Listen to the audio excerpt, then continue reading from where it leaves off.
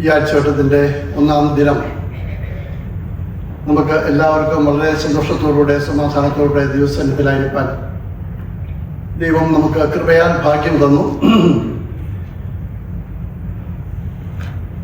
ഒരു നിലയിൽ നമുക്ക് പരിപൂർണതയിലല്ല എങ്കിലും നമ്മുടെ കർത്താവിനെ ആരാധിക്കുവാനും അവിടുത്തെ കൽപ്പനകളെ ഓർക്കുവാനും അവിടുന്ന് നമ്മളോട് അരുളി ചെയ്ത ആ വലിയ ശുശ്രൂഷ എൻ്റെ ഓർമ്മയ്ക്കായി ചെയ്യുക എന്ന് പറഞ്ഞ വലിയൊരു കൽപ്പന ഇന്ന് പൽക്കാലവും അനുസരിക്കുവാൻ കൃപയാൽ നമുക്ക് എല്ലാവർക്കും ഭാഗ്യം തന്നു. അതിനായിട്ട് നമുക്ക് ഒന്നിച്ച് നമുക്ക് ദൈവത്തെ സ്തുതിക്കാം. അല്പസമയം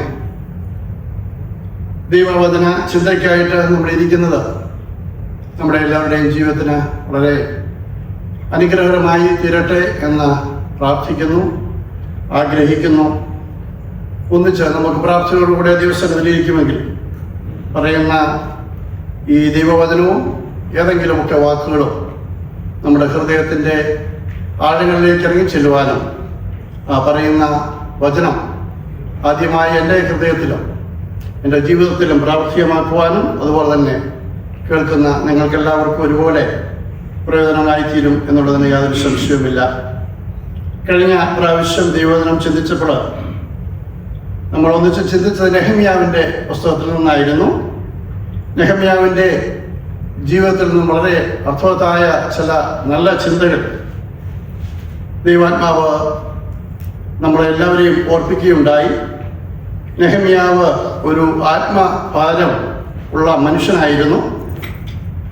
ദൈവമക്കളോടും ദൈവവേലയോടും വളരെയധികം ആത്മഭാരത്തോടുകൂടെ പ്രവർത്തിക്കുവാനായിട്ടുള്ള ഒരു മനസ്സുള്ള ഒരു ദൈവിക പുരുഷനായിരുന്നു നെഹമ്യാവ് എന്ന് നമ്മൾ ചിന്തിക്കുകയുണ്ടായി. അതുപോലെ തന്നെ കഷ്ടതയുടെ നടുവിൽ ദൈവത്തോട് ആലോചന ചോദിക്കുന്ന ഒരു നെഹമ്യാവിനെ നമുക്കവിടെ ചിന്തിക്കുവാനായിട്ടിടയായി.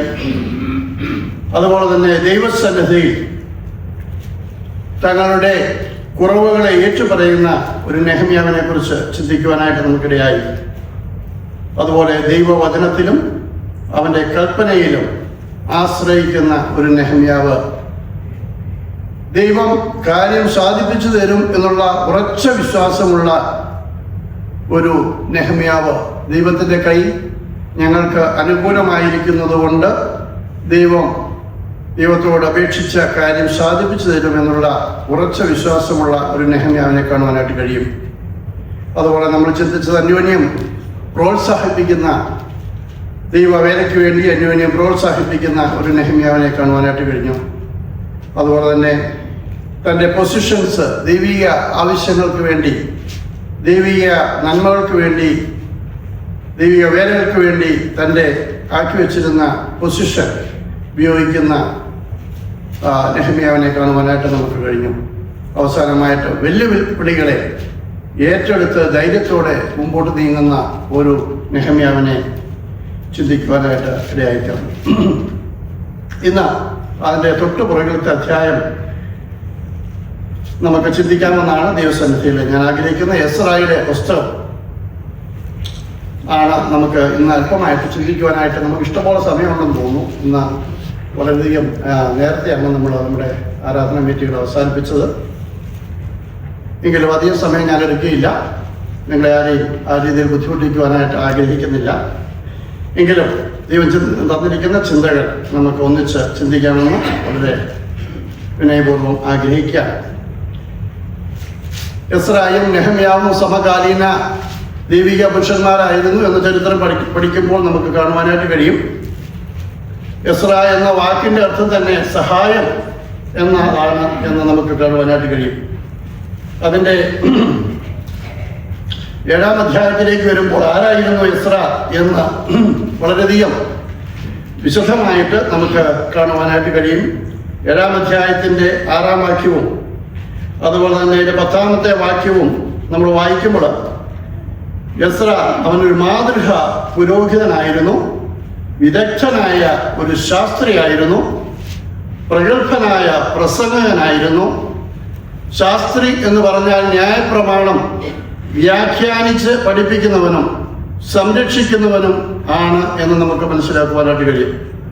അപ്രകാരം യഹോവയുടെ ന്യായപ്രമാണം പരിശോധിക്കുവാനും അത് അനുസരിച്ച് നടക്കുവാനും ഇസ്രായേലിൽ അതിൻ്റെ ചട്ടങ്ങളും വിധികളും ഉപദേശിക്കുവാനും എസ്ര മനസ്സ് വെച്ചിരുന്നു എന്ന് നമ്മൾ വായിക്കുമ്പോൾ മനസ്സിലാക്കുവാനായിട്ട് കഴിയും. യഹോവയുടെ ന്യായപ്രമാണം അതിൻ്റേതായ അർത്ഥത്തിൽ പരിശോധിക്കുക. വീണ്ടും നമുക്ക് കാണുവാനായിട്ട് കഴിയുന്നത് അതനുസരിച്ച് നടക്കുക, മറ്റുള്ളവരെ, മനുഷ്യരെ, പുരുഷന്മാരെ, സ്ത്രീകളെ, കുട്ടികളെ, അപാലവൃദ്ധം ജനങ്ങളെയും ഈ ന്യായപ്രമാണത്തിൽ പറഞ്ഞിരിക്കുന്ന ചട്ടങ്ങളും അതിൻ്റെ വിധികളും ഉപദേശിക്കുവാനും എസ്ര മനസ്സ് വെച്ചിരുന്നു എന്ന് കാണുവാനായിട്ട് കഴിയും. അപ്രകാരമുള്ള ഒരു മാതൃക പുരോഹിതനായിട്ടാണ് എസ്രയെ നമുക്ക് തിരുവചനത്തിൽ കാണുവാനായിട്ട് കഴിയുന്നത്. ഞാനും നിങ്ങളും ഉൾപ്പെട്ട് നിൽക്കുന്ന ബ്രദറൻ സമൂഹം എന്നുള്ളത് ഈ വാക്യത്തോട് ബന്ധപ്പെട്ട് ചിന്തിക്കുമ്പോൾ വളരെയധികം അർത്ഥവത്തായിട്ടുള്ള ഒരു ഗ്രൂപ്പായിട്ട് നമുക്ക് തമ്മിൽ ചിന്തിക്കുവാനായിട്ട് കഴിയും. നമ്മുടെ പഴയകാല പുരോഹിതന്മാർ അഥവാ പിതാക്കന്മാർ എന്തെല്ലാം ഉദ്ദേശത്തോടുകൂടെ മറ്റുള്ള സാമൂഹിക ചുറ്റുപാടുകളിൽ നിന്നും സഭാ സംവിധാനത്തിൽ നിന്നൊക്കെ വേർപെട്ട് ദൈവിക ആലോചന അവരുടെ ഹൃദയങ്ങളിൽ ദൈവാത്മാവ് പ്രേരിപ്പിച്ചതിൻ്റെ അടിസ്ഥാനത്തിൽ വേർപെട്ട ഒരു ജീവിതം നയിക്കുക എന്നുള്ള ഏക ഉദ്ദേശത്തോടുകൂടെ സൃഷ്ടിതമായ ഒരു സഭാവിഭാഗമാണ് നമ്മൾ സഹോദരന്മാർ എന്നറിയപ്പെടുന്ന ബ്രദറൻ സമൂഹം എന്നുള്ളത്.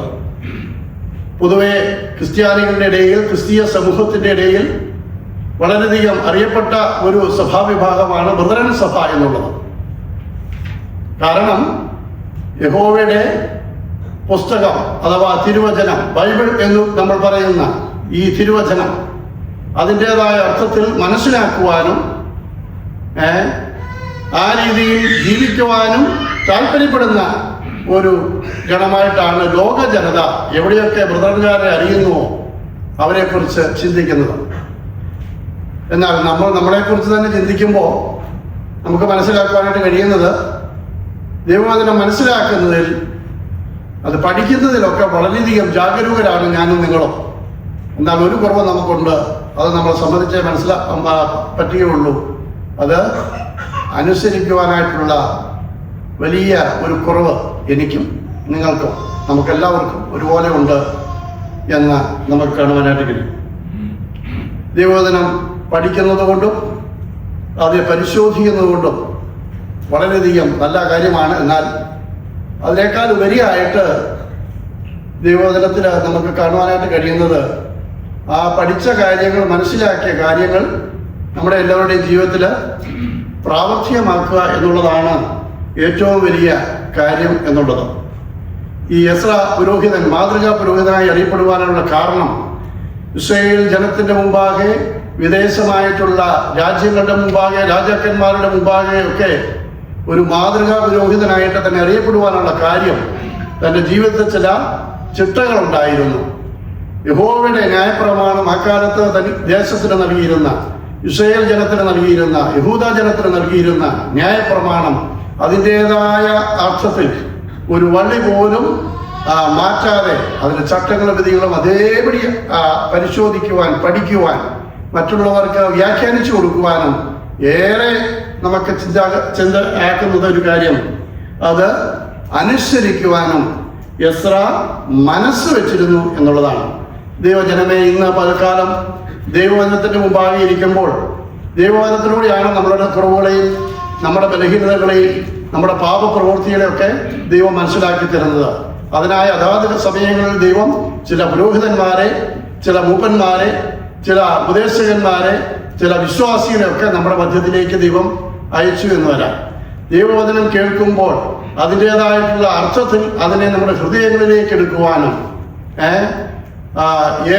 ഒരു വിധത്തിലും അതിനെ ഒരു വളരെയധികം ഒരു ക്രിട്ടിക്കലായിട്ട് ചിന്തിക്കാതെ ആ ദൈവത്തിന് മുമ്പാകെ താഴ്മയുള്ള ഹൃദയത്തോടുകൂടി ഇരിക്കുമ്പോൾ മാത്രമേ ദൈവം നമ്മുടെ ഹൃദയങ്ങളിലേക്ക് അതിൻ്റേതായ അർത്ഥത്തിൽ മനസ്സിലാക്കുവാനായിട്ട് കഴിയുള്ളൂ. അങ്ങനെ മനസ്സിലാക്കിയെങ്കിൽ മാത്രമേ ദൈവവചനത്തിൻ്റെ ആധികാരികതയെക്കുറിച്ച് നമുക്ക് പഠിക്കുവാനും അത് നമ്മുടെ ജീവിതത്തിൽ പ്രായോഗികമാക്കുവാനും കഴിയുള്ളൂ. ദൈവവചനം അതിൻ്റെതായ അർത്ഥത്തിൽ കേൾക്കുന്ന വചനങ്ങൾ നമ്മുടെ ഹൃദയങ്ങളിൽ അനുസരിക്കുവാനായിട്ട് കഴിയുള്ളൂ. അപ്രകാരം ഈ എസ്രായുടെ ജീവിതത്തിൽ പറയുന്ന ചില കാര്യങ്ങൾ ഇന്ന് നമുക്കൊന്നിച്ച് ചിന്തിക്കുന്നത് നമ്മുടെ എല്ലാവരുടെയും ജീവിതത്തിന് അനുഗ്രഹമായി തീരുവാൻ താഴ്മയുള്ള ഹൃദയത്തോടുകൂടെ ദൈവസന്നിധിയിൽ നമുക്കായിരിക്കും. നമ്മളാരും വളരെയധികം പെർഫെക്റ്റായിട്ട് ജീവിക്കുന്നവരല്ല. കൃപയാൽ ദൈവം നമ്മളെ എല്ലാവരെയും വിളിച്ചു വേർതിരിച്ചു. ഭാഗ്യവശാൽ മാത്രം എൻ്റെയോ നിങ്ങളുടെയോ എന്തെങ്കിലും ശ്രേഷ്ഠത കൊണ്ട്, എന്തെങ്കിലും മിടുക്കുകൊണ്ട് അല്ല ദൈവം നമ്മെ ഓരോരുത്തരെയും കാലാകാലങ്ങളായിട്ട് വിളിച്ച് വേർതിരിച്ചത്. ദൈവത്തിൻ്റെ വലിയ മുന്നമേ ഉള്ള എന്നെയും നിങ്ങളെക്കുറിച്ചുള്ള കാര്യപരിപാടി അപ്പോസ്തലനായ പൗലോസ് പറഞ്ഞു, ക്രിസ്തുയേശു പാപികളെ രക്ഷിക്കുവാൻ ഈ ലോകത്തിൽ വന്നു എന്നുള്ളത് ഏറ്റവും വിശ്വാസയോഗ്യമായിട്ടുള്ള വചനമായിരുന്നു. എന്നാൽ ആ പാപികളിൽ ഞാൻ ഒന്നാമനായിരുന്നു എന്നാണ് അപ്പോസ്തലനായ പൗലോസ് പറഞ്ഞത്. പിന്നെ നമ്മൾ വായിക്കുന്ന 1 തിമോഥെയോസിന്റെ 1-ാമത്തെ ലേഖനത്തിൽ വായിക്കുന്നുണ്ട്, എന്നിട്ടും ദൈവം എന്നെ വിളിച്ചു വേർതിരിച്ചു എന്നുള്ളതാണ്. തൻ്റെ ഏതെങ്കിലും ശ്രേഷ്ഠത കൊണ്ടോ മിടുക്കുകൊണ്ടോ അല്ല. അപ്പോസ്തലനായ പൗലോസിനെ കുറിച്ച് ചിന്തിക്കുമ്പോൾ ദൈവ വചനത്തിനും ദൈവ വിശ്വാസികൾക്കും എതിരായി അവരെ കൊല്ലുവാനും ഉപദ്രവിക്കുവാനും വളരെയധികം തത്രപ്പെട്ട് ജീവിച്ച ഒരു വ്യക്തിയായിരുന്നു ശൗൽ എന്ന് നമുക്ക് കാണുവാനായിട്ട് കഴിയും. എന്നാൽ ദമസ്കോസിലേക്കുള്ള പ്രയാണത്തിൽ കർത്താവിൻ്റെ ഇമ്പമുള്ള സ്വരത്തിന്റെ മുമ്പാകെ തൻ്റെ ജീവിതത്തെ അടിയറവ് പറഞ്ഞത് മുഖാന്തരം ദൈവമകനായി തീരുവാനുള്ള ഭാഗ്യം തൻ്റെ ജീവിതത്തിൽ നൽകി. മറ്റുള്ളവർ രാജാക്കന്മാർ അധികാരികളുടെ നിന്നും അധികാരപത്രം മേടിക്കുവാൻ എന്തിനാണ്? ദൈവമക്കളെ കൊല്ലുവാനും മുടിപ്പിക്കുവാനും ഈ ലോകത്തിൽ നിന്ന് നിർമൂലമാക്കി കളയുവാനും പോകുവാനുള്ള ആഗ്രഹത്തോടെ പോകുന്ന ഒരു മനുഷ്യനെ ദൈവ മനുഷ്യനാക്കി തീർക്കുവാൻ വലിയവനായ ദൈവത്തിന് നമ്മുടെ കർത്താവായ യേശു ക്രിസ്തുവിന്റെ ദൈവമുള്ള സ്വരത്തിന് മുമ്പാകെ തൻ്റെ ജീവിതത്തെ അടിയറവ് പറഞ്ഞ ഏക വ്യക്തിയായിരുന്നു അപ്പോസ്തലനായ പൗലോസ്. ആ പൗലോസാണ് പറഞ്ഞത്, സൗൽ ആ പാപികളിൽ ഞാൻ ഒന്നാമനായിരുന്നു, എന്നിട്ടും കൃപയാൽ ദൈവത്തിന്റെ തേജസ് വെളിപ്പെടുത്തുന്നതിന് വേണ്ടി എന്നെയും കൃപയാൽ ഭാഗ്യവശാൽ ഈ ദൈവവേലയിൽ ഒരു ഭാഗഭാക്കാക്കി തീർത്തു എന്നുള്ളത് 1 തിമോഥെയോസിന്റെ 1-ാമധ്യായം ആദ്യത്തെ വാക്യങ്ങൾ വായിക്കുമ്പോൾ നമുക്ക് മനസ്സിലാക്കുവാൻ കഴിയും. അപ്പോസ്തലനായ പൗലോസ് തിരുവചനത്തിൽ അപ്രകാരം ഒരു വേദവാക്യം നമ്മുടെയൊക്കെ ശ്രദ്ധയ്ക്ക് വേണ്ടി എഴുതി തന്നുവെങ്കിൽ അവ അപ്പോസ്തലനായ പൗലോസുമായിട്ട് ചിന്തിക്കുമ്പോൾ ഞാനും നിങ്ങളും എത്രയോ നിസ്സാരരാണ് പ്രിയമുള്ളവരെ. എന്നിട്ടും ഈ ഭൂമുഖത്ത് എന്നെയും നിങ്ങളെയും ദൈവത്തിന്റെ വലിയ കൃപയാൽ വെട്ടിക്കളയാതെ അവൻ എന്നെങ്കിലും ഒരു ഫലം കായ്ക്കുമോ എന്ന് വിചാരിച്ച് എന്നെയും നിങ്ങളുടെയും ഈ ലോകത്തിന്റെ പരപ്പിൽ ശേഷിപ്പിച്ചിരിക്കുന്നത് ദൈവത്തിന്റെ ദയ ഒന്ന് മാത്രമാണ്. അതുകൊണ്ട് അതിൻ്റെതായിട്ടുള്ള ഗൗരവവും അതിൻ്റെതായിട്ടുള്ള അർത്ഥവും അതിൻ്റെതായിട്ടുള്ള ആവശ്യവും ഒക്കെ മനസ്സിലാക്കി, ചുമതലകൾ മനസ്സിലാക്കി ജീവിപ്പാൻ എനിക്ക് നിങ്ങൾക്കും അവിടെ ഇടയാക്കി തീർക്കട്ടെ. എസ്രായുടെ പുസ്തകത്തിലേക്ക് നമ്മൾ കടന്നു വരുമ്പോൾ അതിൻ്റെ 6 അധ്യായങ്ങൾ ദൈവാലയത്തിന്റെ പുനർനിർമ്മാണത്തെ കുറിച്ചാണ് പറയുന്നത്. 7-ാം അധ്യായം മുതൽ 10-ാം അധ്യായം വരെ ചിന്തിക്കുമ്പോൾ യഹൂദ ജനത്തിന്റെ നവീകരണത്തെ കുറിച്ചാണ് പറയുന്നത് എന്ന് കാണുവാനായിട്ട് കഴിയും. നമ്മൾ ചരിത്രം പഠിക്കുമ്പോൾ നമുക്ക് മനസ്സിലാക്കുവാനായിട്ട് കഴിയും, ബാബിലോണിയ പ്രവാസത്തിൽ നിന്നും 3 ഘട്ടങ്ങളായിട്ടാണ് യഹൂദ ജനത്തെ യെരൂശലേമിലേക്ക് ദൈവം മടക്കിക്കൊണ്ടുവരാനായിട്ട് പ്ലാനിട്ടത്. ഒന്നാമതായിട്ട് സെരുബാബേലിന്റെ നേതൃത്വത്തിൽ, രണ്ടാമതായിട്ട് എസ്രായുടെ നേതൃത്വത്തിൽ, അവസാനമായി നെഹമ്യാവിന്റെ നേതൃത്വത്തിലാണ് അവിടെ യഹൂദ ജനം മടക്കി വരുവാന് സാധ്യമായത് എന്ന് കാണാനായിട്ട്. ഏകദേശം 20 മുതൽ 30 ലക്ഷം വരെ ജനങ്ങളുള്ള ആൾക്കാരായിരുന്നു പ്രവാസത്തിൽ, ബാബിലോണിയ പ്രവാസത്തിൽ ഉണ്ടായിരുന്നത്. എന്നാൽ വളരെയധികം ചുരുക്കം ജനങ്ങൾ മാത്രമാണ് ഈ ബാബിലോണിയ പ്രവാസത്തിൽ നിന്നും യെരൂശലേമിലേക്ക് വരുവാനായിട്ട് മനസ്സ് കാണിച്ചത് എന്ന് നമുക്ക് കാണുവാനായിട്ട് കഴിയും. ഈ വാക്യം നമ്മൾ ചിന്തിച്ചപ്പോൾ എൻ്റെ മനസ്സിലേക്ക് കടന്നു വന്നു. ആരാധനയ്ക്ക് ഞായറാഴ്ച വരുമ്പോൾ ഏകദേശമൊക്കെ നമ്മുടെ ഈ ഫീസൊക്കെ നമ്മൾ ഏകദേശമൊക്കെ ഫുൾഫില്ലാണ് അല്ലെങ്കിൽ ഫിൽഡാണ്. എന്നാൽ ഇടദിവസത്തെ നമ്മുടെ മീറ്റിങ്ങിൽ ഒരു മാസത്തിൽ 2 പ്രാവശ്യമാണ് നമ്മുടെ ഈ സഭാ കൂടിവരവിൽ മീറ്റിംഗ് ഉള്ളത്. ഒന്നാമത്തെ സാറ്റർഡേയിൽ ദൈവവചനം പഠിക്കുവാനായിട്ട് കടന്നു വരുന്ന എത്രയോ പേരുണ്ടെന്ന് നമുക്കെല്ലാവർക്കും അറിയാം. എന്നാൽ ഇന്നലെ നടന്ന സൂം മീറ്റിങ്ങിൽ ഏതാണ്ട് ഒരു 25% പോലും ആൾക്കാരുണ്ടായിരുന്നു എന്ന് എനിക്ക് സംശയമാണ്. എന്നാൽ ആരാധനാ മീറ്റിങ്ങുകൾ കടന്നു വരുമ്പോൾ എല്ലാ ഞായറാഴ്ചയും കടന്നു വരിക എന്നുള്ള ആ തീവ്രമായിട്ടുള്ള ചിന്ത നമ്മുടെ ഹൃദയത്തിലേക്ക് ഭരിക്കുന്നത് എന്തുകൊണ്ടാണ്? മറ്റുള്ള മീറ്റിങ്ങുകളൊക്കെ എന്തുകൊണ്ട് ഉപേക്ഷയായി വിചാരിക്കുന്നു എന്ന് ചിന്തിക്കുമ്പോൾ നമ്മുടെ ഈ സമുദായത്തിലെ ആൾക്കാർ പോലെ പള്ളിയിൽ പോയി കുർബാന കൈക്കൊള്ളുന്നത് പോലെ ഞായറാഴ്ച ഇവിടെ കടന്നു വന്ന് തിരുമേശയുടെ മുമ്പിൽ ഇരുന്ന് പുറകിലും മുമ്പിലൊക്കെ ആയിട്ട് ഇരുന്ന് എന്തെങ്കിലുമൊക്കെ പറയുകയും പാടുകയും ചെയ്തിട്ട് ഈ അപ്പവും പാനപാത്രവും പങ്കെടുക്കുവാനായിട്ട് കടന്നു വരുന്ന ഒരു സവിശേഷതയാണ് ഞാൻ ഈ ഞായറാഴ്ച ആരാധനയിൽ നമ്മുടെ ഇടയിലുള്ള ഈ സഭാ വിഭാഗത്തിൽ കാണപ്പെടുന്നത്. അതിനെ കൂടുതൽ പ്രാധാന്യം എന്തെങ്കിലും ഉണ്ടെന്ന് ഞാൻ കരുതുന്നില്ല. പറയുന്നത് ക്ഷമിക്കണം. കാരണം ഞായറാഴ്ച ആരാധനയ്ക്ക് വരുന്നത് പോലെ തന്നെ പ്രാധാന്യമുള്ളതാണ് നമ്മുടെ സഭ ശുശ്രൂഷ എന്നുള്ളത്. അതിനെ നമ്മൾ ഗണ്യമാക്കാതെ പോയാൽ നമ്മുടെ ജീവിതത്തിൽ വളരെയധികം കോട്ടങ്ങൾ ഉണ്ടാക്കും എന്നുള്ളത് യാതൊരു സംശയമില്ല. ആരാധനയ്ക്ക് ഞായറാഴ്ച വേർതിരിക്കുന്നത് പോലെ തന്നെ നമ്മുടെ ബൈബിൾ സ്റ്റഡി മീറ്റിംഗ് ആണെങ്കിലും നമ്മുടെ സൂം മീറ്റിംഗ് ആണെങ്കിലും അതിൽ പങ്കെടുക്കുക എന്നുള്ളത് ഒരു സഭയുടെ ഒരു സഹോദരൻ എന്ന നിലയിൽ, ഒരു ഫാമിലി എന്ന നിലയിൽ എൻ്റെയും നിങ്ങളുടെയും നിക്ഷിപ്തമായിരിക്കുന്ന ദൈവം വരവേൽപ്പിച്ചിരിക്കുന്ന ഒരു ഉത്തരവാദിത്തമാണെന്ന് നമ്മൾ മനസ്സിലാക്കണം. അപ്രകാരമുള്ള ഒരു ജീവിതം നയിക്കുവാനായിട്ട് ഇടയായിത്തീരട്ടെ.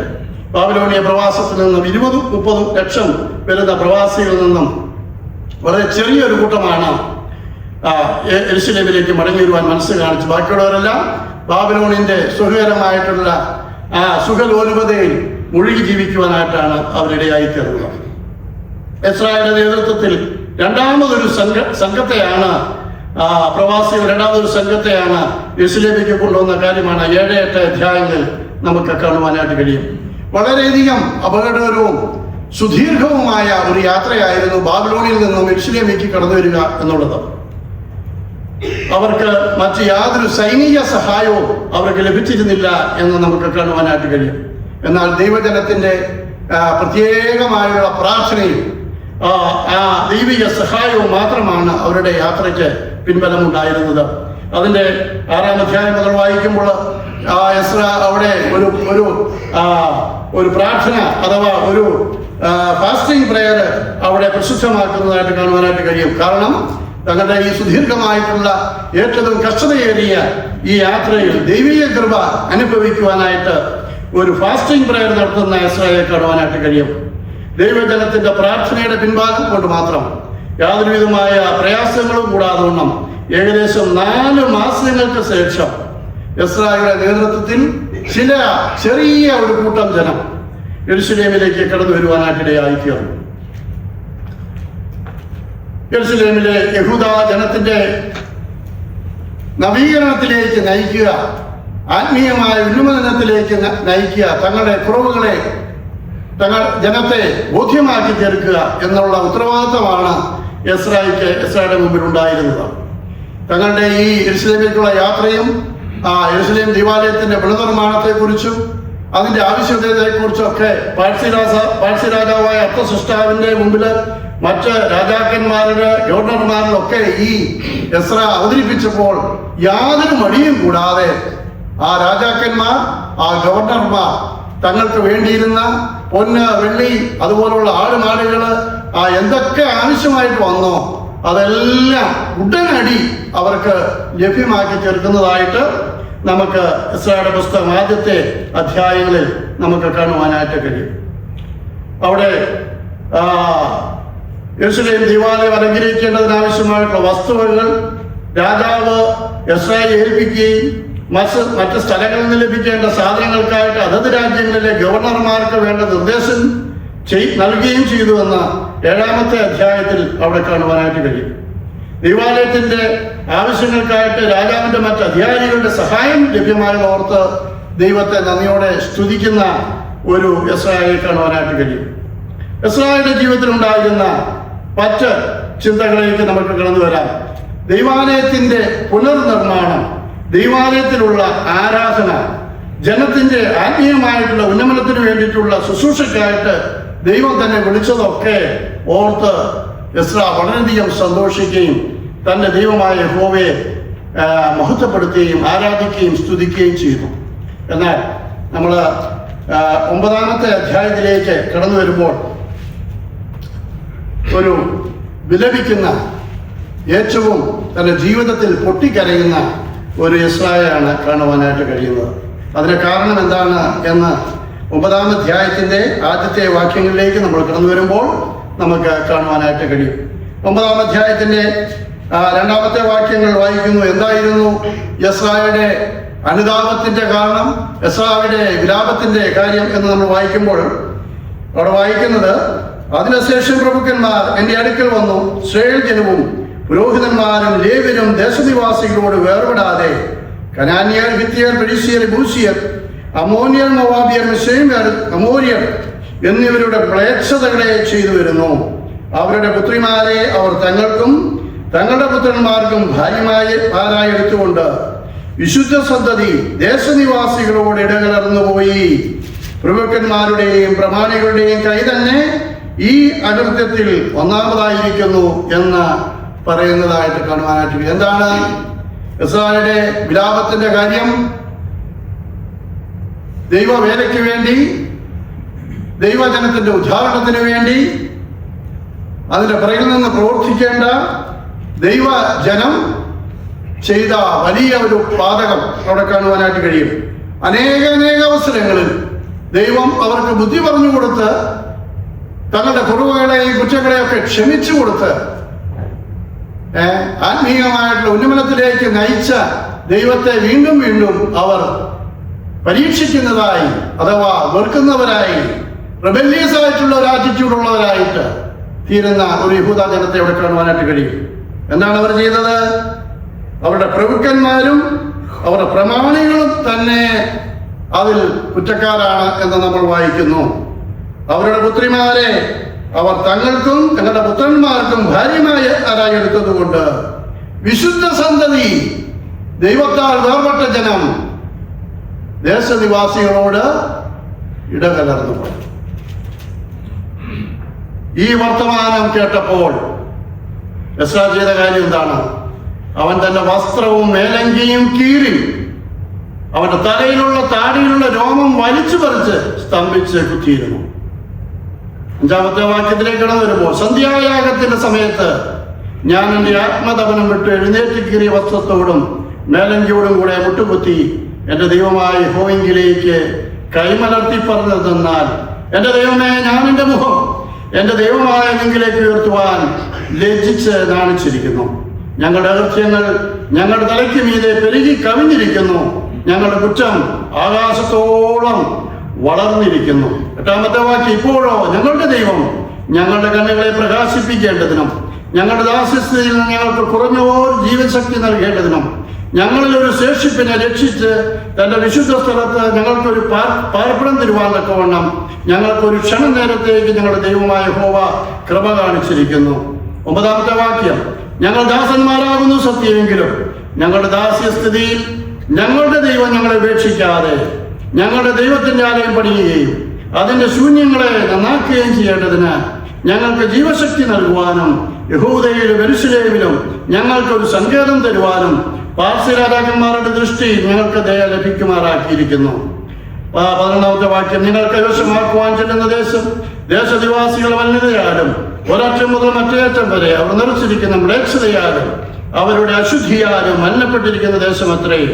ആകയാൽ നിങ്ങൾ ശക്തിപ്പെട്ട് ദേശത്തിന് തന്നെ അനുഭവിച്ച് അതെന്നേക്കും നിങ്ങളുടെ മക്കൾക്ക് അവകാശമായി വെച്ചേക്കേണ്ടതിന് നിങ്ങളുടെ പുത്രിമാരെ നിങ്ങളുടെ പുത്രന്മാർക്ക് എടുക്കാതെയും അവരുടെ സമാധാനവും നന്മയും ഒരിക്കലും കരുതാതെ ഇരിക്കണമെന്നിങ്ങനെ നിന്റെ ദാസന്മാരായ പ്രവാചകന്മാർ മുഖാന്തരം നീ അരുളി ചെയ്ത കൽപ്പനകളെ ഞങ്ങൾ ഉപേക്ഷിച്ചു കളഞ്ഞുവല്ലോ. ഇപ്പോൾ ഞങ്ങളുടെ ദുഷ്പ്രവൃത്തികളും മഹാപാതകവും ഹേതുവായി ഇതെല്ലാം ഞങ്ങളുടെ മേൽ വന്ന ശേഷം ഞങ്ങളുടെ ദൈവമേ, നീ ഞങ്ങളുടെ അകൃത്യങ്ങൾക്ക് തക്കവണ്ണം ഞങ്ങളെ ശിക്ഷിക്കാതെ ഞങ്ങൾക്ക് ഇങ്ങനെ ശേഷിപ്പിനെ തന്നിരിക്കെ ഞങ്ങൾ നിന്റെ കൽപ്പനകളെ വീണ്ടും ലംഘിക്കുകയും ഈ മ്ലേച്ഛത ചെയ്യുന്ന ജാതികളോട് സംബന്ധം കൂടുകയും ചെയ്യാമോ? ചെയ്താൽ ഒരു ശേഷിപ്പോ തെറ്റിയൊഴിഞ്ഞവരോ ഉണ്ടാകാതെ വണ്ണം നീ ഞങ്ങളെ മുടിച്ചു കളയുവോളം ഞങ്ങളോട് കോപിക്കുകയില്ലയോ? ഇസ്രായേലിന്റെ ദൈവമായ യഹോവേ, നീ നീതിമാൻ. ഞങ്ങളോ ഇന്നുള്ളതുപോലെ തെറ്റിയൊഴിഞ്ഞ ഒരു ശേഷിപ്പത്രേ. ഞങ്ങളുടെ പാതകത്തോടുകൂടെ ഇതാ ഞങ്ങൾ നിന്റെ മുമ്പാകെ ഇരിക്കുന്നു.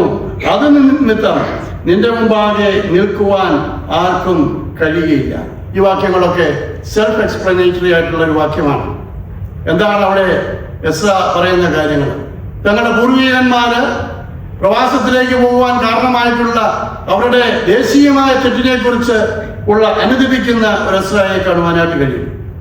ഇപ്പോഴുണ്ടായിട്ടായിരിക്കുന്ന അവരുടെ ആത്മീയമായിട്ടുള്ള ഉണർവിന് കാരണമായ ദൈവത്തിന്റെ നന്മയെക്കുറിച്ച് അംഗീകരിക്കുന്നതായിട്ട് ഈ വാക്യങ്ങൾ വായിക്കുവാനായിട്ട് കഴിയും.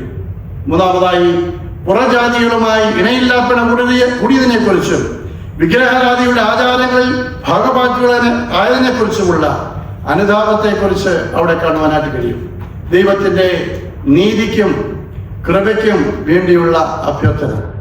ഇപ്രകാരം തങ്ങളുടെ ജീവിതത്തിലുണ്ടായ, തങ്ങളുടെ ജനത്തിന്റെ ജീവിതത്തിലുണ്ടായ വലിയ തെറ്റുകൾ വിശുദ്ധ ജനം ദേശത്തോട് ഇടകലർന്നത് പോയി ദൈവത്തോട് പാപം ചെയ്തതുകൊണ്ട് തങ്ങളുടെ മേൽ വരാമായിരുന്ന വലിയ ആപത്തിൽ നിന്നും തങ്ങളെ വിടുവിച്ച് തങ്ങളുടെ പിതാക്കന്മാർ ചെയ്ത ആ വലിയ തെറ്റുകളെ ഓർക്കാതെ ദൈവം കരുണ കാണിച്ച് ഒക്കെ ദൈവം വിടുവിച്ചതിന് ശേഷം വീണ്ടും വീണ്ടും ആ പഴയ തെറ്റുകളിലേക്ക് വീണു പോകുന്ന ദൈവജനത്തെ ഓർത്ത് ദൈവം മുമ്പാകെ കരഞ്ഞ് വിലപിക്കുന്ന ഒരു ഇസ്രായേൽ കാണുവാനായിട്ട് കഴിയും. ഇപ്രകാരം ഇങ്ങനെ ദൈവസന്നിധിയിൽ ആത്മധവനം ചെയ്ത് അനേക ദിവസങ്ങൾ ആഹാരം കഴിക്കാതെ ഫാസ്റ്റിംഗ് പ്രേയർ ചെയ്ത ഒരു ഇസ്രായേൽ കാണുവാനായിട്ട് കഴിയും. അതിന്റെ പരിണിത ഫലം എന്തായിരുന്നു എന്ന് നമ്മൾ ചിന്തിക്കുമ്പോൾ നമ്മളെ എല്ലാവരെയും അത് വളരെയധികം സർപ്രൈസ് ചെയ്യുന്ന ഒരു കാര്യമാണ്. 10ാമത്തെ വാക്യത്തിൽ തുടർന്നുള്ള വാക്യങ്ങൾ വായിക്കുന്ന എന്താണ്? എസ്രാ ഇങ്ങനെ പ്രാർത്ഥിക്കുകയും വിലപിക്കുകയും ഒക്കെ ചെയ്തപ്പോൾ എസ്രാ അവരോട് പറഞ്ഞില്ല, ജനത്തോട് പറഞ്ഞില്ല ഈ കാര്യം. ദൈവമുമ്പാകെ ഈ ജനത്തിന്റെ മഹാപാതകത്തെ കുറിച്ച് ഈ ദൈവത്താൽ വേർതിരിക്കപ്പെട്ട ഈ ദൈവപുരുഷൻ മാതൃകാ പുരോഹിതൻ ദൈവത്തോട് വിലപിക്കുമ്പോൾ ഈ തെറ്റുകൾ ചെയ്ത ദൈവജനം ദേശനിവാസികളോട് ഇടപെട്ട് ദൈവത്തോട് മഹാപാതകം ചെയ്ത വിശുദ്ധജനം, ആപാലവൃദ്ധം ജനം മടങ്ങി വരുന്നു എന്നുള്ളത് എന്നെയും നിങ്ങളെയും വളരെയധികം ചിന്തിപ്പിക്കുന്ന ഒരു കാര്യമാണ്. ദൈവജനത്തെ അല്ലെങ്കിൽ ആ ജനങ്ങളെ വിളിച്ച് അവിടെ ഒരു വലിയ മെഡിറ്റേഷൻ സ്പീച്ച് ഒന്നും എസ്രാ ചെയ്തില്ല. കറക്റ്റീവായിട്ടുള്ള സ്റ്റെപ്സ് എടുക്കണമെന്ന് അവരോട് പറഞ്ഞില്ല. എസ്രാ ചെയ്തത് എന്താണ്? തൻ്റെ ദൈവത്തോട് വളരെയധികം ആവലോടുകൂടെ പൊട്ടിക്കരയുന്ന ഒരു മഹാപുരോഹിതൻ. ആ പ്രാർത്ഥനയുടെ ഫലം എന്നുള്ളത് എസ്രാ ഇങ്ങനെ വീണ് കിടന്ന് നിലവിളിച്ച് പ്രാർത്ഥിക്കുന്നത് കണ്ടപ്പോൾ ആപാലവൃദ്ധം ജനം എന്നല്ല അവിടെ എഴുതിയേക്കുന്നത്. അവിടെ എഴുതിയേക്കുന്ന 10ാം അധ്യായത്തിന്റെ ആദ്യത്തെ വാക്യത്തിലേക്ക് നിങ്ങൾ നോക്കിയാട്ട് എസ്രാ ഇങ്ങനെ ദൈവാലയത്തിന് മുമ്പിൽ വീണ് കിടന്ന് കരഞ്ഞ് പ്രാർത്ഥിക്കുകയും ഏറ്റുപറയുകയും ചെയ്തപ്പോൾ പുരുഷന്മാരും സ്ത്രീകളും പൈതങ്ങളുമായി ഇസ്രായേലിയുടെ ഏറ്റവും വലിയൊരു സഭ അവന്റെ അടുക്കൽ വന്നുകൂടി. ജനവും വളരെ കരഞ്ഞു.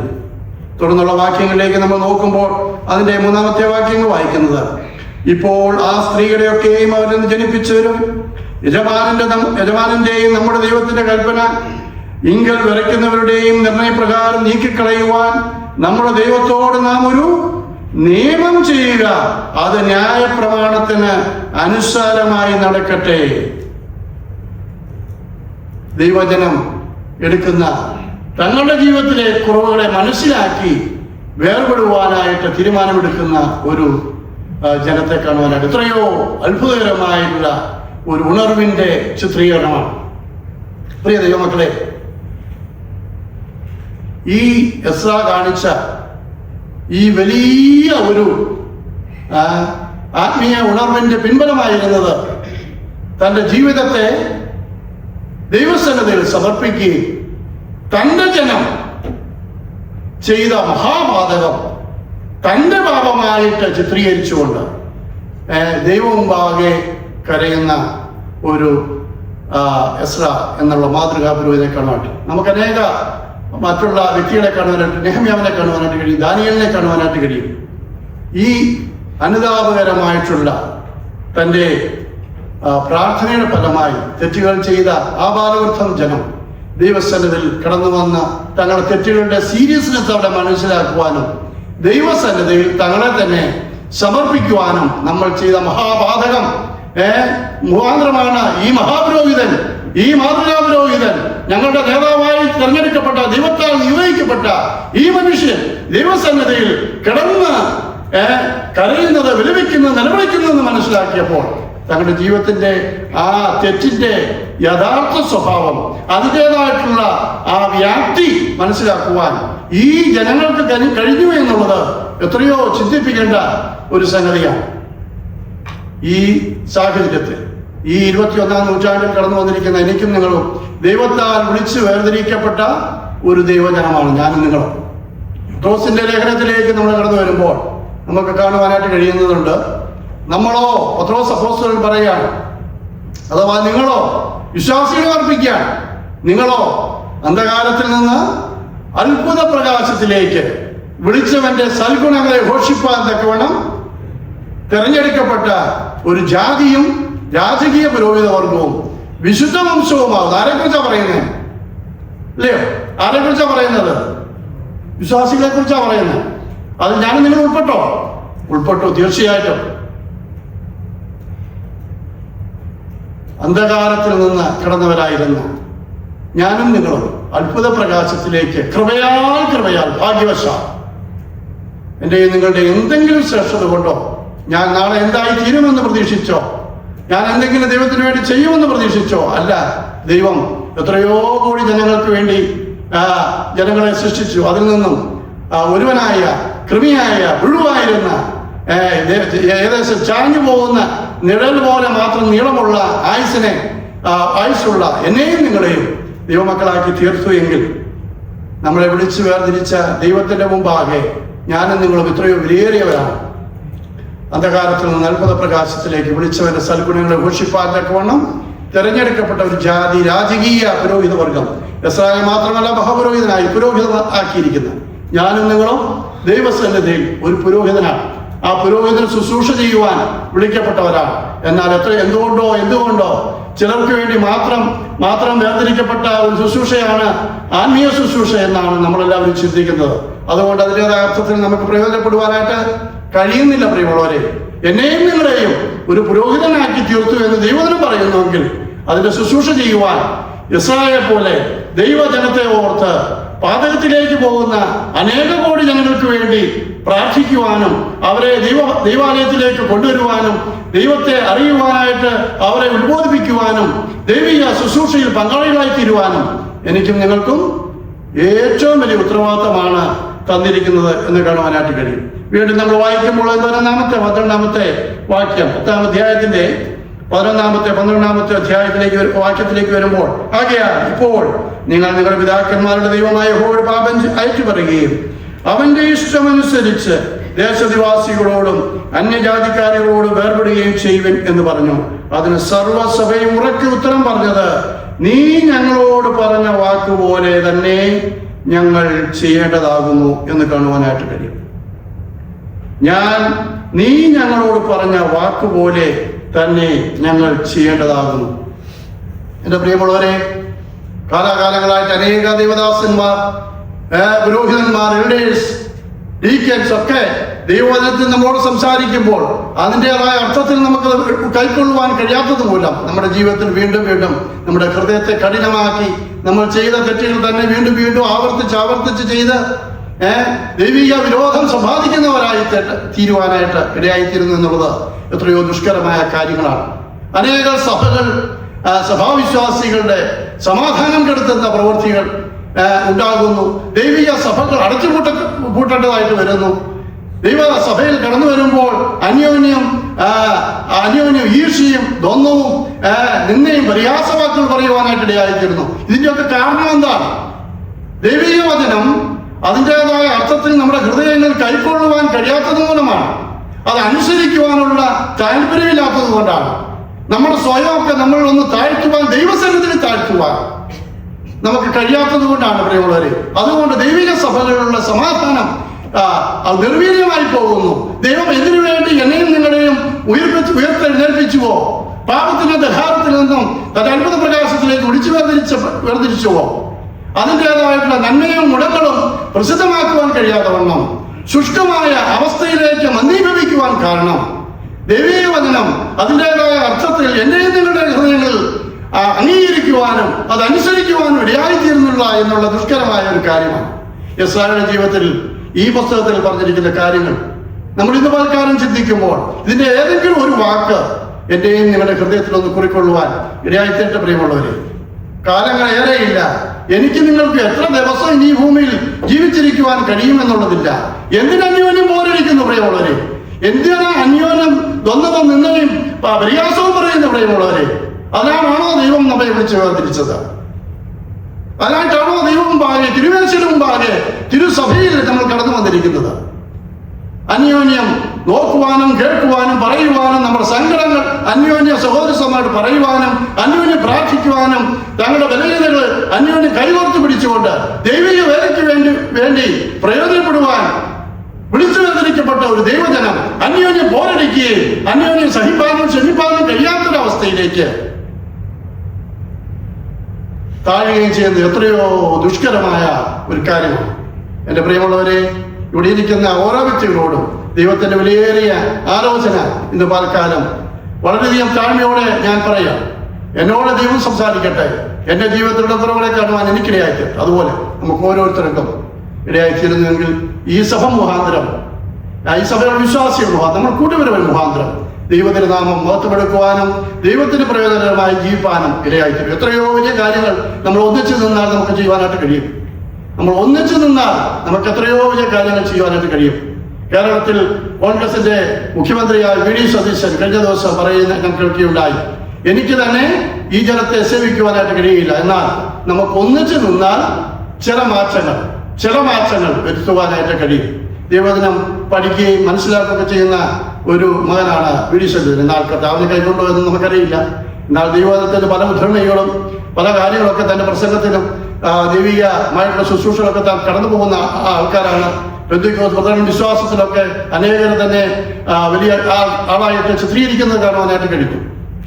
നമുക്ക് ഒന്നിച്ചു നിന്നാൽ ദൈവത്തിന് വേണ്ടി പല കാര്യങ്ങളും ചെയ്യാൻ കഴിയും. ഭിന്നിച്ചു നിന്നാൽ നമ്മുടെ കൂടിയവരുകളെ കുറിച്ച് ദൈവത്തിന് യാതൊരു വിധമായ അനുഗ്രഹങ്ങളും ചൊരിയുവാനായിട്ട് ഇടയായിത്തീരുകയില്ല. വീണ്ടും നാശത്തിന്റെ അഗാധ ഗർഭത്തിലേക്ക് വീണുപോയി ഞാനും നിങ്ങളും മുഖാന്തരം ഒരു ദൈവജനവും ദൈവസഭയും ദശിക്കുവാനിടയായിത്തീരരുത്. പ്രിയമുള്ളവരെ, ഇന്ന് പറയുന്ന ഈ വാക്കുകളുടെ അടിസ്ഥാനത്തിൽ എന്റെയും നിങ്ങളുടെ ജീവിതത്തെ ദൈവസന്നദ്ധയിൽ താഴ്ത്തുവാനും പരിശോധിക്കുവാനും ദൈവത്തിന്റെ അടിസ്ഥാനത്തിൽ നമ്മുടെ ഹൃദയത്തിൽ ഇടയായിത്തീരട്ടെ. അങ്ങനെ പ്രവർത്തിച്ചെങ്കിൽ ദൈവം എന്നെയും നിങ്ങളുടെ ജീവിതങ്ങളെ കുറിച്ച് ദൈവം ആഗ്രഹിക്കുന്ന നിലയിൽ പ്രയോജനമുള്ള ഒരു കാര്യമായി തീരും. അല്ലെങ്കിൽ എന്റെയും നിങ്ങളുടെ ജീവിതം ദൈവം നശിപ്പിക്കും എന്നുള്ളതിന് യാതൊരു രണ്ട് ചിന്തയുമില്ല. ദൈവിക ആലോചന അനുസരിക്കുന്നില്ല എങ്കിൽ എന്റെയും നിങ്ങളുടെ ജീവിതം മുഖാന്തരം ദൈവനാമം മഹത്വപ്പെടുത്താൻ ഇടയായിത്തീരുകയില്ല. മറിച്ച് അത് ശാപത്തിന് നമ്മുടെ ജീവിതത്തിന് അത് വളരെയധികം പ്രയാസകരമായ സാഹചര്യത്തോടെ കടന്നു പോകും, ഇന്നല്ലെങ്കിൽ നാളെ. അതുകൊണ്ട് പ്രിയ ദൈവമക്കളെ, ദൈവസന്നിധിയിൽ ദൈവസഭയിൽ കടന്നു വന്ന നമ്മുടെ സ്വയമായിട്ടുള്ള കാര്യങ്ങൾ പറയുവാനും പ്രവർത്തിക്കുവാനും കാണിക്കുവാനും ഇടയായിത്തീരാതെ വണ്ണം വേർപെടുക. ദൈവ പുരോഹിതൻ പറഞ്ഞു, എസ്രാ പറഞ്ഞപ്പോ ആ സർവ്വസഭ ഉറക്കെ പറഞ്ഞു, അയ്യോ ഞാൻ ഞങ്ങളോട് പറഞ്ഞ പോലെ ഈ വാക്കുപോലെ ഞങ്ങൾ തന്നെ ചെയ്യേണ്ടതാണ്. അങ്ങനെ പറഞ്ഞ 133 പേരുകളാണ് നമ്മൾ ഈ 10-ാം അധ്യായത്തിന്റെ ഏകദേശം 20 മുതൽ അവസാനത്തെ വാക്യം വരെ ഒന്ന് വായിച്ചിട്ട് അവിടെ ഈ ദൈവാത്മാവ് എന്തിനാ ഈ പേരൊക്കെ എഴുതി വെച്ചേക്കുന്നത്? ഇതുപോലുള്ള വേർപാടിന്റെ തങ്ങളുടെ തെറ്റുകളെ കുറിച്ച് ദൈവാത്മാവ് ദൈവപുരുഷൻ പ്രേരിപ്പിച്ചപ്പോൾ അവരുടെ തെറ്റുകളെ മനസ്സിലാക്കി അവർ ആ തെറ്റുകളിൽ നിന്ന് വേർപെട്ട് ദൈവത്തിന് വേണ്ടി പ്രയോജനപ്പെടുവാൻ ദൈവാത്മാവ് പ്രേരിപ്പിച്ച ഓരോരുത്തരുടെയും പേരായിട്ട് എഴുതി വെച്ചേക്കുന്നത് കാണാതെ നമുക്ക് മനസ്സിലാക്കാനല്ല എഴുതി വെച്ചേക്കുന്നത്. എന്തിനാ എഴുതി വെച്ചേക്കുന്നത് ഈ പേരുകളൊക്കെ? അങ്ങനെ വേർപെട്ട ഒരു ജനത്തിന്റെ ലിസ്റ്റാണ് കൊടുത്തിരിക്കുന്നത്. അത് മനസ്സിലാക്കണം നമ്മൾ. അവരുടെ ജീവിതത്തിൽ യഥാർത്ഥമായി ദൈവാത്മാവ് പ്രേരിപ്പിച്ചപ്പോ ദൈവം തങ്ങളുടെ തെറ്റുകളെ ദൈവസന്നിധിയിൽ ഏറ്റുപറഞ്ഞ് ആ തെറ്റിൽ നിന്ന് വിട്ടുമാറി വേർപെട്ട ഒരു അനുഭവം പ്രാപിപ്പാനായിട്ട് അവർക്കിടയായിത്തീർന്നു. ദൈവം നമ്മുടെ ഹൃദയങ്ങളിൽ വ്യക്തമായിട്ട് ഇടപെടുമാറാകട്ടെ. ഇസ്രായേലിന്റെ പുസ്തകത്തിൽ നമ്മൾ ചിന്തിച്ച കാര്യങ്ങൾ ഒരു ദൈവപുരുഷന്റെ ആത്മാർത്ഥമായ പ്രാർത്ഥനയുടെ ശക്തി മൂലം ദൈവമുമ്പാകെ ജനത്തിന്റെ പാപം തന്റെ പാപമായി ഏറ്റെടുത്തുകൊണ്ട്, ഞങ്ങൾ പാപം ചെയ്തിരിക്കുന്നു ദൈവമേ, ഞങ്ങൾ നിന്റെ മുമ്പാകെ കുറ്റം ചെയ്തിരിക്കുന്നു, ദൈവത്തിന്റെ അനുഗ്രഹങ്ങൾക്ക് ഞങ്ങൾ അപാത്രരത്രേ എന്നുള്ള ഇസ്രായേലിന്റെ വിലാപം ദൈവസന്നിധിയിലേക്ക് എത്തിയപ്പോൾ വലിയൊരു കൂട്ടം ജനങ്ങൾ സ്ത്രീകളും പുരുഷന്മാരും കുട്ടികളും ഒന്നിച്ച് വിലപിക്കുവാനും അവരുടെ തെറ്റുകൾ ദൈവമായി ഏറ്റുപറഞ്ഞ് ഉപേക്ഷിക്കുവാനും ജനമാന്യമായി ഉണർത്തപ്പെടുവാനും അനുഗ്രഹിക്കപ്പെടുവാനും ഇടയായിത്തീർന്നു. നമ്മുടെ കുറവുകളെ, തെറ്റുകളെ, പാപങ്ങളെ ദൈവമുമ്പാകെ വാസ്തവമായി ഏറ്റുപറഞ്ഞ് ഉപേക്ഷിക്കുന്നുവെങ്കിൽ അവൻ നമ്മുടെ പാപങ്ങളെ ക്ഷമിച്ച് നമ്മെ അനുഗ്രഹിക്കുവാൻ തക്കവണ്ണം നമ്മുടെ ദൈവം വിശ്വസ്തനാണ്, നീതിമാനാണ്. മറ്റുള്ളവർക്ക് വേണ്ടി അവർക്ക് വേണ്ടി ദൈവത്തിന് മുമ്പാകെ ഇടിവിൽ നിന്ന് പ്രാർത്ഥിക്കുവാൻ യശയ്യാപ്രവചനം കഴിഞ്ഞതുപോലെ നാം മനസ്സുള്ളവരായാൽ നമ്മുടെ പ്രാർത്ഥനയും ദൈവം കേൾക്കും. അനേക ജനങ്ങളുടെ ഹൃദയത്തിന്റെ മാറ്റത്തിന് വേണ്ടി അതിടയായിത്തീരും. ഇതുപോൽക്കാലം ഈ ചിന്തിച്ച ഇതേ ചിന്തകൾ എൻ്റെയും നിങ്ങളുടെയും ജീവിതത്തിന് ഏറെ അനുഗ്രഹമായി തീരുവാൻ കഴിഞ്ഞ ദിവസങ്ങളിൽ നമുക്ക് കഴിയാതിരുന്ന കാര്യങ്ങൾ നമ്മുടെ ജീവിതത്തിൽ ഒന്ന് പരിശോധിക്കുവാനായിട്ട് നമുക്കിടയായി തീരുമോ? പ്രിയ വാത്സല്യ സഹോദരന്മാരെ, ഇവിടെയുള്ള എൻ്റെ മാതാവിൻ്റെ പിതാവിൻ്റെ പ്രായമുള്ളവരുണ്ട്, എന്നെക്കാലം എത്രയോ ജ്യേഷ്ഠ സഹോദരന്മാരിവിടെയുണ്ട്. വളരെ ചുരുക്കമായിട്ടാണ് എൻ്റെയോ അല്ലെങ്കിൽ എൻ്റെയോ താഴെയുള്ള സ്ത്രീ സഹോദരി ഉള്ളത്. നമ്മളെല്ലാവരുടെയും ഇതിനെ ഉപദേശിക്കുവാനും ഒന്നുമല്ല ഞാൻ ശ്രമിച്ചത്. എന്നാൽ ഒരു റിക്വസ്റ്റ് മാത്രം ഈ ദൈവവചനത്തിന്റെ അടിസ്ഥാനത്തിൽ ഞാൻ മനസ്സിലാക്കിയ കാര്യം ഇസ്രായേലിന്റെ ജീവിതത്തിൽ നിന്നും ഞാൻ നിങ്ങളോട് ഓർപ്പിക്കുക മാത്രമാണ് ചെയ്തത്. നമ്മുടെ എല്ലാവരുടെയും ജീവിതത്തിൽ നമുക്ക് ചിന്തിക്കുവാനിടയായി തരട്ടെ. എൻ്റെ ദൈവമേ, എൻ്റെ ജീവിതത്തിലുള്ള കുറവ് മുഖാന്തരം ഈ സഭ നശിക്കുവാനിടയായി തരരുത്. ഒരു സഹോദരനോ ഒരു സഹോദരിക്കോ ഒരു കുഞ്ഞിന് പോലും എൻ്റെ ജീവിതത്തിലുള്ള കുറവ് മുഖാന്തരം അവരുടെ ജീവിതത്തിൽ യാതൊരുവിധമായ പ്രയാസങ്ങളും പ്രതികൂലങ്ങളും ഉണ്ടാകുവാനിടയായി തരുമെന്ന് ഞാൻ ദിവസേന പ്രാർത്ഥിക്കാറുണ്ട്. കാരണം എൻ്റെ ജീവിതത്തിലുള്ള കുറവുകൾ എനിക്ക് മാത്രമേ അറിയത്തുള്ളൂ. അതുകൊണ്ട് ദൈവവുമായി ഞാൻ പ്രാർത്ഥിക്കും. ദൈവമേ, എൻ്റെ കുറവുകൾ കൊണ്ട്, എൻ്റെ വാക്കുകൾ കൊണ്ട്, എൻ്റെ പ്രവൃത്തി കൊണ്ട്, എൻ്റെ ജീവിതത്തിലുള്ള കുറവുകൾ കൊണ്ട്, ഞാൻ നിന്നോട് പാപം ചെയ്യുന്നതുകൊണ്ട് എൻ്റെ സഭയിലുള്ള സഹോദരിമാർക്കോ കുഞ്ഞുങ്ങൾക്കോ ഒരു ദോഷം അനുഭവിക്കുവാൻ ഇടയായിത്തീരരുത് എന്ന ദിവസേന ഞാൻ പ്രാർത്ഥിക്കാറുണ്ട്. അതിനുള്ള പ്രാർത്ഥന നമ്മുടെ എല്ലാവരുടെയും ജീവിതത്തിൽ ഉണ്ടാകുവാൻ വരുന്ന ദിവസങ്ങൾ പ്രിയ സഹോദരി സഹോദരന്മാരെ നമുക്ക് എല്ലാവർക്കും ഇടയായിത്തീരട്ടെ. നമ്മുടെ ഈ ഡാളസ് ബ്രദർ അസംബ്ലി എന്നുള്ള പേരെന്ത് തന്നെയായിരുന്നാലും ദൈവജനത്താൽ വേർതിരിപ്പിക്കപ്പെട്ട ഒരു കൂട്ടമാണല്ലോ നമ്മൾ. ദൈവം നമ്മളെ എല്ലാവരെയും വിളിച്ച് വേർതിരിച്ചിരിക്കുന്നത് ഒരപ്പന്റെ മക്കൾ എന്നുള്ള അവകാശികളോടുകൂടെ ആണെന്ന് നിങ്ങളെ വേർതിരിച്ചിരിക്കുന്നത്. തമ്മിൽ സ്നേഹിക്കണമെന്നുള്ളതാണ് നമ്മുടെ കർത്താവിന്റെ ഏറ്റവും മുഖ്യമായ കൽപ്പന. ആ കൽപ്പന പ്രമാണിക്കുവാൻ ദൈവം നമുക്കെല്ലാവർക്കും സാധ്യമാക്കി തീർക്കട്ടെ. ഇന്നത്തെ ഈ വചന കേൾവി മുഖാന്തരം നമ്മുടെ ഹൃദയങ്ങളിൽ ചിന്ത ഉണ്ടാകുവാൻ, നമ്മുടെ ഹൃദയത്തിനൊരു വ്യതിയാനം ഉണ്ടാകുവാൻ, നമ്മുടെ മനസ്സിനൊരു അന്തരം ഉണ്ടാകുവാൻ, നമ്മുടെ ജീവിതങ്ങളെ ദിവസങ്ങളിൽ സമർപ്പിക്കുവാൻ ഈ വാക്കുകൾ മുതൽ ഇടയാകട്ടെ എന്നുള്ള പ്രാർത്ഥനയോടുകൂടെ ആഗ്രഹത്തോടുകൂടെ എൻ്റെ ഈ ദൈവ ശുശ്രൂഷയിൽ നിന്ന് ഞാൻ വിരമിക്കുന്നു. ദൈവം നമ്മളെല്ലാവരും ഒരുപോലെ അനുഗ്രഹിക്കുമാറാകട്ടെ. പ്രിയ മനസ്സിൽ പ്രാർത്ഥിച്ച ആശീർവാദം പറഞ്ഞ് നമുക്ക് സമാധാനത്തോടെ പിരിഞ്ഞു പോകാം. ദൈവത്തിന്റെ ആത്മാവ് നമ്മളെല്ലാവരെയും ഒരുപോലെ അനുഗ്രഹിക്കട്ടെ. കർത്താവിന്റെ നാമം ഇന്ന് എന്നേക്കും മഹത്വപ്പെടുമാറാകട്ടെ. ആമേൻ.